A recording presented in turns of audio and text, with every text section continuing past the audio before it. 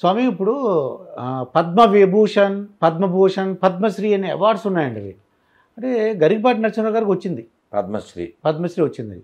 చాగంటి కోటేశ్వరరావు గారి యొక్క అభిమానులందరూ కూడా బాధపడుతున్నారండి. అంటే ఏం లేదే, అంటే ఆయనకి ఇచ్చినందుకు కాదండి, ఈయన కూడా వస్తే బాగుంటుంది కదా. మన చిరంజీవి గారికి ఇచ్చారు పద్మ విభూషణ్ అని, అలాగే వెంకయ్యనాయుడు గారికి వీళ్ళందరూ ఇచ్చారు. అయ్యో మా చాగంటి కోటేశ్వరరావు గారికి ఇస్తే బాగుంటుంది అనిపించింది అండి వాడికి. హరికథలు మీకు సచ్చిదానంద శాస్త్రి గారు కూడా ఇచ్చారండి. కలిసాంగా వారు గుంటూరు ఓ 10,000 దక్షిణ కూడా ఇచ్చి దండం పెట్టుకున్నాం ఆ సందర్భంలోనే. ఓకే అండి. ఇవి చాలా చిన్నవి. పద్మశ్రీ, పద్మవిభూషణ్, పద్మభూషణం. నేను ఆ పురస్కారం గొప్పదే కాదని చెప్పను, వారు కోరుకోవట్లేదు. అదే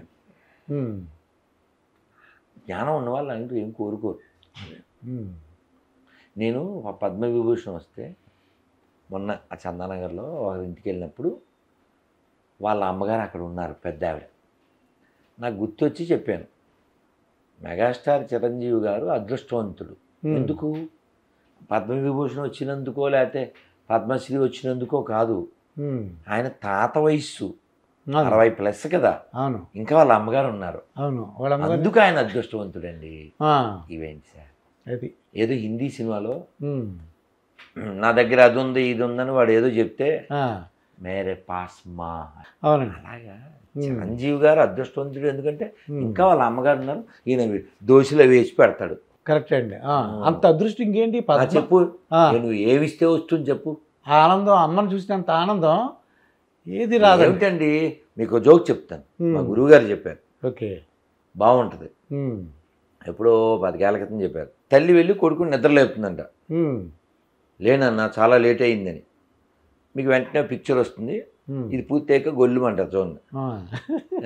నేను మేము అలాగే గొల్లు అన్నాం పిల్లం కదా అప్పుడు. లేనన్నా చాలా లేట్ అయింది, పొద్దెక్కిపోతుంది అంటే, okay tell me 2 reasons why I have to get up అన్నాడంట. Why means because you are the principal of that school and today is a last day, your retirement day, that's why you have to get up. గొల్లు అన్నాం మనం. మా గురుగారు అలా ఇంగ్లీష్లో చెప్పారు. మనం ఏమనుకుంటున్నాం సార్, ఫస్ట్ విన్నప్పుడు చిన్నపిల్లలు ఉన్న వాళ్ళ అమ్మని నిద్ర లేపుతుంది అనుకుంటాం. స్కూల్కి వెళ్ళమని అంటుందేమో, నిద్ర లేవాలన్నా స్కూల్కి వెళ్ళాలన్నా అంద కదా. మనం ఏమనుకున్నాం, పిల్లడు అనుకున్నాం. అది కానీ ఈయన ప్రిన్సిపల్ లాస్ట్ డే మళ్ళీ రిటైర్మెంట్. నాకు tell me ma'am why have to go wake up అని అంటే, because you are principal of that school and you are retirement today, that's why you have to get up. అది ఎంత బాగుంది sir ఇది, అది ఎంత హృదయంగా లేదా, ఎంత బాగుండలే. ఢిల్లీకి రాజైనా అమ్మ కొడుకి అంతే అంతే. అలా అది సార్, అది అదృష్టం సార్. అది ఆ తల్లి ఉండటం అనేది ఆనందం. నువ్వు ఏమిస్తే వస్తుంది చెప్పు. అది అందుకని ఈ అవార్డుల కంటే గొప్పవి సార్ అవి. చిరంజీవి గారు ప్రస్తావన వచ్చింది కాబట్టి పవన్ కళ్యాణ్ గారు మీ దగ్గరికి వచ్చి, స్వామీజీ నేను సీఎం అవ్వాలి, లేదంటే జనసేన పార్టీ టీడీపీ కలయిక బాగుండాలి, ఏమైనా సలహా ఇవ్వమని అడిగారు అనుకోండి, నేను ఊహిస్తున్నాను మీ దగ్గరికి వచ్చి అంటే ఏం చెప్తామని. అంటే చిరంజీవి గారు అన్నారు కాబట్టి, అంటే మీకు రాజకీయాల అతీతులు. మనం ఏం కోరుకుంటామంటే ధర్మాన్ని కోరుకుంటాం సార్, ధర్మాన్ని నిలబెట్టాలని కోరుకుంటాం, ధర్మం తెలిసినవాడు పరిపాలించాలని కోరుకుంటాం. నిన్న ఇవాళ ఫేస్బుక్లో చూసాం, తిరుమలలో స్వామివారికి వాడే జీడిపప్పు హలాల్ అయింది పెడతారట అన్నయ్య. మీకేమన్నా న్యూస్ వస్తే మరి చెప్పండి. ముస్లింలకు కాంటాక్ట్ అండి సార్. ఓకే, ముస్లిం కాంటాక్ట్ అంటే హలాల్, అలా అంటూ ఉమ్మేసింది కదా సార్. అది అంటే purposely this fellows want to destroy ధర్మ, అంతే కదా సార్. నువ్వు అయినా వాడు మా కులం, వాడు మా పార్టీ అంటే యు ఆర్ ఏ రాస్కెల్. అందుకని don't see parties, don't see caste, see only dharma. అది చాలా దరిద్రమైన విషయం ఏంటంటే, పాలకొల్లు దగ్గర కాలవలో జాలర్లకి అమ్మవారి విగ్రహం దొరికింది. వాళ్ళు అక్కడ పెట్టుకుని పూజలు చేస్తున్నారు. మొన్న చేస్తుంటే గొర్రెలు, మతం మారిన గొర్రెలు అంటే మనకు పుట్టిన వాళ్ళు, ఆడి పేరు శంకర్ సుబ్రహ్మణ్యం, వాళ్ళు ఉండి అంటే ఈ క్రైస్తవం ఎక్కితే ఉందని మైండ్ దొబ్బుద్ది కదా, లో ప్రొఫైల్లోకి వెళ్ళిపోతారు. ఆ అమ్మవారి విగ్రహం పక్కన వీళ్ళు ఎండిపోయిన శవాన్ని పెట్టేశారు. ఎండిపోయిన శవం 2 చెక్కల మీద పెట్టేసి మైకెట్టి అడావిడి. వాడు మనకి పుట్టినోడే. ఈ బ్రిటిష్ వాళ్ళు వాళ్ళ ఇంటికి ఏం రాలి, అయినప్పటికీ వాడు అలా ఫీల్ అవుతాడు. బ్రిటిష్ వాళ్ళు వాళ్ళ ఇంటికి వచ్చారు, వాళ్ళ ఇంట్లో ఏదో చేస్తాడు పుట్టాడు అలా అనుకుంటాడు.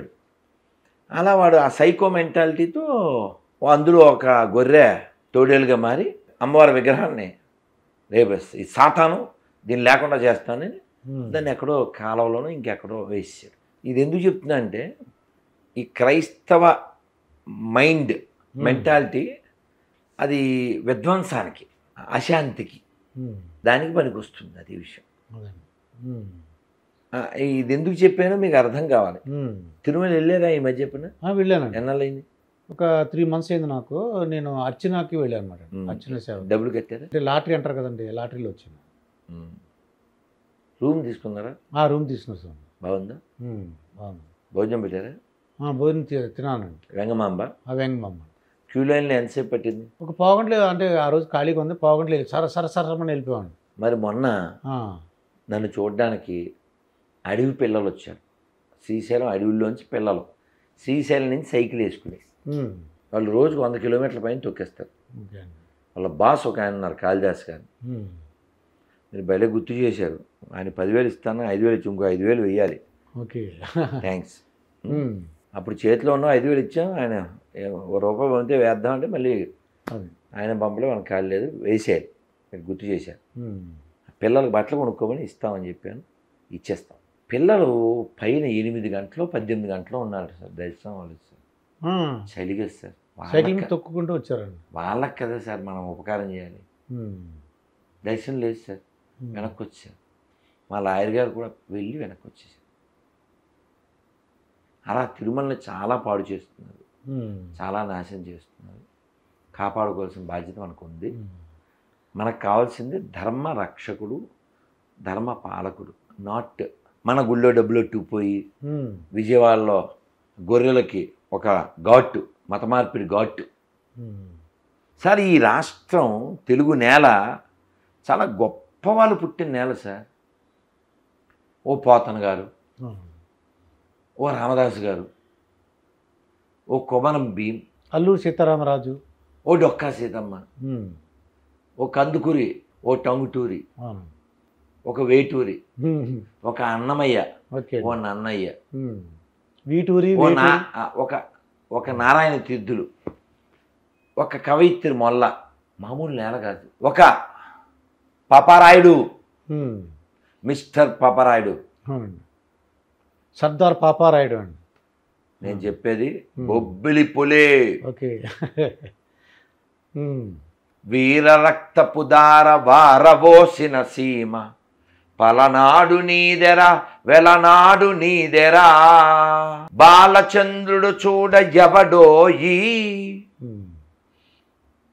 తాండ్ర పాపయ్య గూడ నీవోడోయ్, చెయ్యెత్తి జై కొట్టు తెలుగోడా, గతమెంతో ఘన కీర్తి కలవోడా.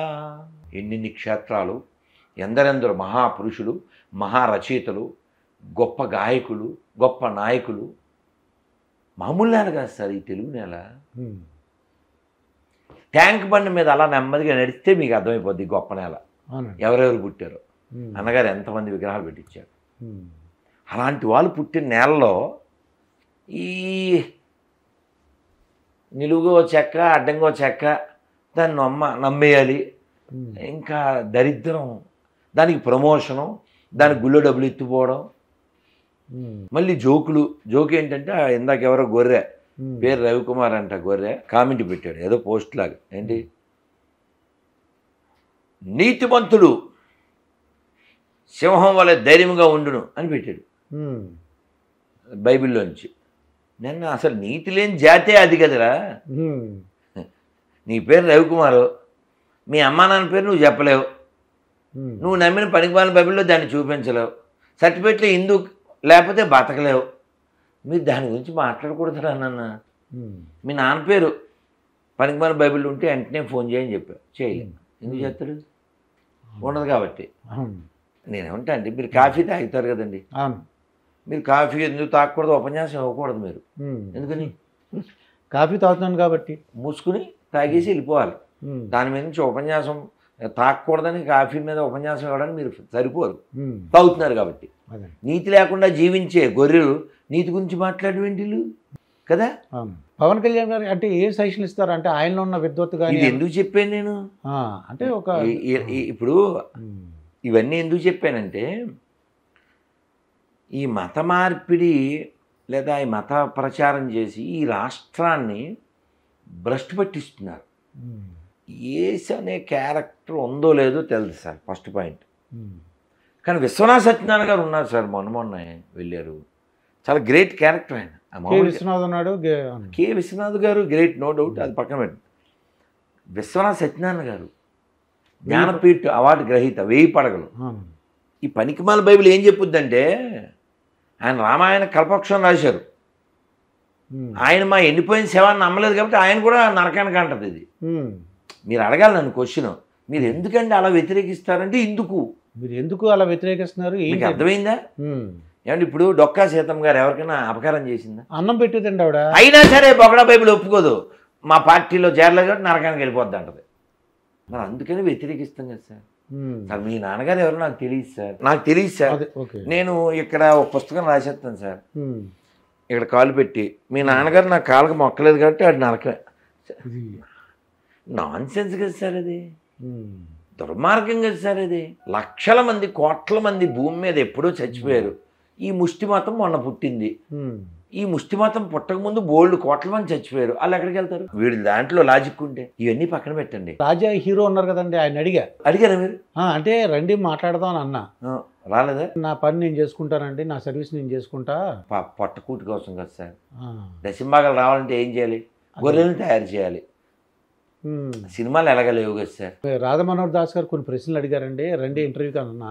నాకు అవన్నీ ఎందుకండి, నా పనులు నేను చేసుకుని నా సర్వీస్ నేను చేసుకుంటా, దయచేసి దాంట్లో లాక్కనే. వీడు ఇప్పుడు గంజా బిజినెస్ చేస్తున్నాడు అనుకోండి, సరదాకి రోయ్ మనం కనిపెట్టి వాటిని నువ్వు గంజా బిజినెస్ చేయట్లేదని నేను బలంగా నమ్ముతున్నాను, నీకు సన్మానం చేద్దాం అనుకుంటున్నాను అనుకోండి,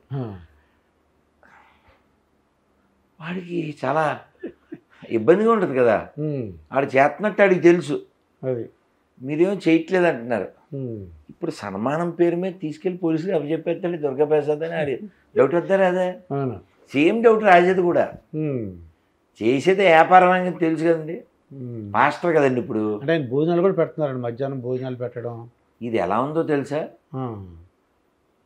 మేము చాలా కష్టపడి కుర్చీలో కూర్చున్నామని మీరు స్టేట్మెంట్ ఇస్తే ఎలా ఉంటుంది అంటారు? మెత్తని కుర్చీ ఎత్తే ఈయనకి ఏసీ వేసి నేను ఏదో స్వామీజీ మీద గౌరవంతో కష్టపడే కుర్చీలో కూర్చున్నానని స్టేట్మెంట్ ఇచ్చినట్టు ఉంటుంది. అది జనాలు దశంభాగాలు ఇస్తే పెట్టాడు, ఎక్కడి నుంచి పెట్టాడు? పోనీ అన్నం ఎవరికి పెడుతున్నాడు? పోనీ ఆడికి వచ్చే గొర్రెలకైనా ఏదైనా బస్ స్టాండ్కి వెళ్ళి పెడుతున్నాడా? బస్ స్టాండ్ కాదండి, అక్కడ చర్చికి వచ్చిన వాళ్ళు. దాంట్లో విషయం ఏముంది? వాళ్ళు డబ్బులు ఇచ్చారు, అలా పెట్టాడు, దాని టాపిక్ ఏముంది? ఇప్పుడు ఇస్కాన్ ఉంది, కొన్ని కోట్ల మందికి అన్నదానం చేసింది, చేస్తూనే ఉంది, రోడ్ల మీద చేస్తుంది, వచ్చిన చోట చేస్తుంది. మనం వినాయక చవితి, శ్రీరామనవమి ఎన్నో చేస్తాం, అన్నదానం చేస్తాం, కోట్ల మంది పెడతాం. అది టాపిక్ ఏముంది సార్ అసలు? ఇంకో విషయం, అన్నదానం చేయడం అనే టాపిక్ ఏమన్నా బైబిల్లో ఉంటే అడగండి, అసలు అన్నం గురించి ఉందేమో అడగండి. ఇందాక ఒక గొర్రె అంటే అక్కడ తల్లులు అందరూ సమావేశం అయితే దిల్షుక్నగర్లో, మరి తల్లులు కదా, అందుకని ఒక అక్క గొర్రె అని అనుకుంటే మామూలుగా చెప్పొచ్చు కదా అనుకుంటాను నేను. అంటే మామూలుగా మిమ్మల్ని ఏమని పిలవాలి చెప్పండి? దుర్గా ప్రసాద్. నాకు తెలుసు, మీ ప్రొఫెషన్ ఏంటి సార్? ఇది యాంకరింగ్ చేయడం ప్రస్తుతం. ఇప్పుడు మిమ్మల్ని యాంకర్ గారు అనొచ్చా అనకూడదా? అనొచ్చండి. నాకు దుర్గా ప్రసాద్ అన్నం చెప్పండి, యాంకర్ గారు అనొచ్చా అనకూడదా? అనొచ్చండి. అందులో అవమానం ఉందని మీకు ఏమన్నా? మీరు యాంకరేగా, అవును, మీకు అందులో అవమానం ఏంటి? మీ ప్రొఫెషన్ అదేగా. అది అర్థం కాదా? అదే బైబిల్లో అలా ఉంది కాబట్టి అలా అంటున్నారు మీరు. ఏమంటే they confirm them self as a గొర్రెలు. తప్పిపోయిన గొర్రె పిల్ల చర్చి అని రాసి పెట్టుకున్నాడు. చర్చి పేరేంటి?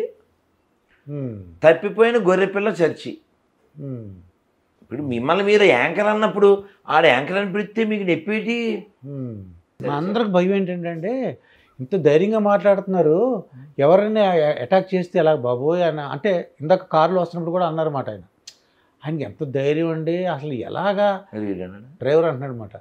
అవి వీడియోలు చేస్తుంటారు, మాకు అదే భయంగా ఉంటుందండి, ఎవరిని అటాక్ చేస్తారేమో, ఆయన అంత ధైర్యం ఏంటంటే అని అడుగుతున్నారండి. అంటే ఇప్పుడు మీకు ఒక విషయం అర్థమైంది కదా, అది పాపిష్టి మతం అని అర్థమైంతేగా, వాళ్ళది ప్రేమ మతం కాదని అర్థమైంతేగా. ప్రేమ మతం ఇప్పుడు ఒక చెంపపై కొడితే మరో చెంప చూపించమని అన్నాడు మా యేసుబాబు అంటారు కదా, నిన్ను వాళ్ళని పొరుగు అని ప్రేమించుము అంటారు కదా. మీరు ఎక్కడ ప్రేమిస్తున్నారు?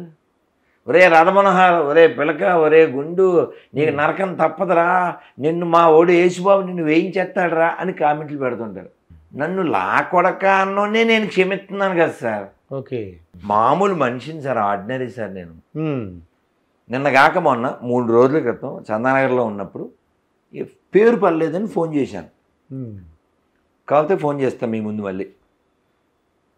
ఎవరండి అన్న అంటే, ఆయన పెద్ద ఆయన, నా పేరు క్రిస్టఫర్ అండి అన్నాడు. ఏం చేస్తుంటారన్న?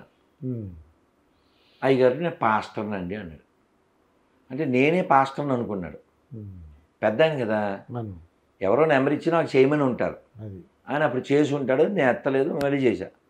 నేను ప్రైజ్ ద లార్డ్ అన్నా. పాప సంబరపడిపోయాడు. ఎంతమంది పిల్లలు అన్నా, బోరుమని ఏడ్చాడండి. వీడియో ఉంటుంది, తర్వాత చూడండి. నాకు మతం ముఖ్యం కాదు, మానవత్వమే ముఖ్యం అని ఏడ్చాడు. ఏమిటండి సంగతి? ఒక కొడుకు పెళ్లి చేశాడంట, చచ్చిపోయాడు. కూతురు పెళ్లి చేశాడు, అల్లుడు చచ్చిపోయాడు. కోడలు ఇంటికాడే ఉంది, కూతురు ఇంటికాడే ఉంది. వృద్ధుడైపోయాడు, తిండికి కూడా కష్టంగా ఉందన్నాడు. వెంటనే మాస్టర్ వెంటనే 1000 రూపాయలు పంపించా. అదేంటి అతను మన మతం కాదు, మీరు తెల్లారు లేస్తే వాళ్ళని వేసుకుంటారు కదా, వాళ్ళకి ఎందుకు ఇవ్వాలి డబ్బులు? నాకు మనిషి కావాలి, నాకు మనిషి కావాలి. బాధలో ఉన్నాడు ఆయన. అది ఎవడైతే ఏంటి, నాకు వాడు ఏ మతం అయితే ఏంటి, వాడి మతం నాకు ముఖ్యం కాదు, వాడి కష్టం నాకు ముఖ్యం. నాకు చేయగలిగే హెల్ప్ నేను చేస్తాను, అంతే. అది ఏ మతస్థమైన ఎవడైతే ఏంటి, మనిషాడు. పిన్నిస్ తెచ్చి మిమ్మల్ని పొడిస్తే ఒకటేను, ఇమ్మానుయేల్ని పిలిస్తే ఒకటేను, మనోహర్ దాస్ని పొడిస్తే ఒకటేను, అహ్మద్ అనే పొడిస్తే ఒకటి వస్తుంది ఏంటి? రక్తం అందరికి ఒకలాగా వస్తుంది, పెయిన్ కూడా ఒకలాగా వస్తుంది. కాబట్టి మనుషులు ముఖ్యం నాకు, అంతే. నేను చెప్తాను సార్, ఏ స్టేజ్ మీదనే చెప్తా, my first priority humanity, not religiosity. Okay, ఇలా మీరు ఎవరైనా గొర్రెలనో లేకపోతే ముస్లింలను పిలిచి చెప్పించండి sir, my first priority humanity అని చెప్పించండి సార్. అంటే మీరు దేవుడి కన్నా ముందు మానవత్వం, మనుషులు కావాలి. కనబడేవాడిని ప్రేమించినప్పుడు నీ తొక్కలో మతం ఏది అక్కర్లేదు నాకు. వీడిని వాడిని మిమ్మల్ని ప్రేమించకపోతే ఎందుకు ఆ మతం? వీడు నా మతం కాదు, వీడు నా ఊరు కాదు, అయితే ఏమిటి వాడు మనిషి, వాడు మనిషి. మీరు ఒకసారి చెప్పించండి సార్, ఎవరైనా ముస్లిం క్రైస్తవుని పిలిచి, నేను ఒకటి చెప్తాను ఇప్పుడు, అది చెప్పించాను. ఏమని? వీళ్ళ దగ్గర భగవద్గీత తప్ప బైబిల్ ఖురాన్ ఉండదు కదా, ఇక్కడ ఉన్నాయి అనుకోండి, పోనీ కాసేపు బైబిల్ ఖురాన్ భగవద్గీత అనుకోండి, ఈ 3 అనుకోండి, ఓకేనా? పచ్చకుంది కాబట్టి ఇది ఖురాన్ అనుకోండి. నేను చెప్తున్నాను పబ్లిక్లో రికార్డు, మొన్న కూడా ఏదో ఛానల్లో చెప్పాను, మళ్ళీ చెప్తున్నా. నాకు ఈ 3 పుస్తకాల కంటే కనబడే 700 కోట్ల మంది మనుషులే ముఖ్యం మీకు అని నేను చెప్తున్నాను. సంతకం పెడతా కావాలితే. My first priority humanity. ఇంకోటి కూడా చెప్తా, నేను కొలిచే రాముణ్ణి, కృష్ణుని, శివుణ్ణి, అమ్మవారిని అందరూ కొలకపోయినా వాళ్ళందరూ బాగుండాలి నేను చెప్తా. ఇది ఒకసారి వాళ్ళతో చెప్పించాను సార్, ప్రపంచం మొత్తం కూలైపోతుంది సార్. నేను నమ్మే అల్లానే అందరూ నమ్మక్కర్లేదు అని ముస్లిము, నేను నమ్మే యేసుని అందరూ నమ్మక్కర్లేదు, ఎవడిష్టం ఆడిది అని క్రైస్తవులు చెప్పేచ్చే, మొత్తం ప్రపంచం కూలైపోతుంది సార్. ప్రాబ్లమే అది కదా. పాలస్తీనా ఇజ్రాయెల్ చూడండి గొడవ ఎప్పటిదో తెలుసా? అది 100 సంవత్సరాల నుంచి.